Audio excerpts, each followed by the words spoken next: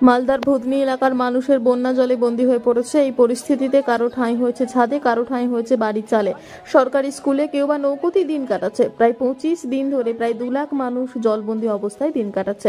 এই অবস্থায় মালদা জেলা থেকে বিভিন্ন স্বেচ্ছাসেবী সংগঠন ভুতনি এলাকায় বিভিন্ন ত্রাণ সামগ্রী নিয়ে হাজির হচ্ছে। এদিন সকালে এক স্বেচ্ছাসেবী সংগঠন পরিবর্তনের নামে সদস্যরা প্রায় 1000 জন মানুষের জন্য খাবার নিয়ে ছুটে যায় ভুতনি বন্যা কবলিত এলাকায় মানুষের পাশে। তারা চাল, ডাল, তেল, আলু, পেঁয়াজ, মুড়ি, বিস্কুট, পাউরুটি, জল সহ বিভিন্ন ধরনের খাবার, ওষুধ, স্যানিটারি ন্যাপকিন সহ বিভিন্ন সামগ্রী নিয়ে অসহায় মানুষের পাশে দাঁড়ায়। পরিবর্তন সংস্থার সদস্যরা জানান, ভুতনি এলাকার বাসিন্দা বন্যা কবলিত এলাকায় জলবন্দী হয়ে সমস্যার মুখে ভুগছেন সাধারণ মানুষ। চলাচলের পথ বলতে একমাত্র নৌকায় ভরসা। ভুতনি এলাকায় বেশ কিছু খাবার সামগ্রী আমরা পৌঁছানোর চেষ্টা করেছি। আগামী দিনে আরো খাবারের ব্যবস্থা করব বলে জানিয়েছে সংস্থার সদস্যরা।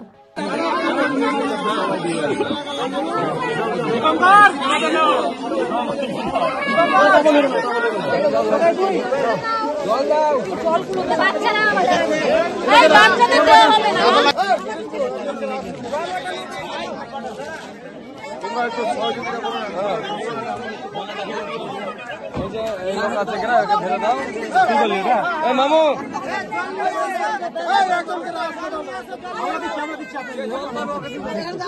শুনো শুনো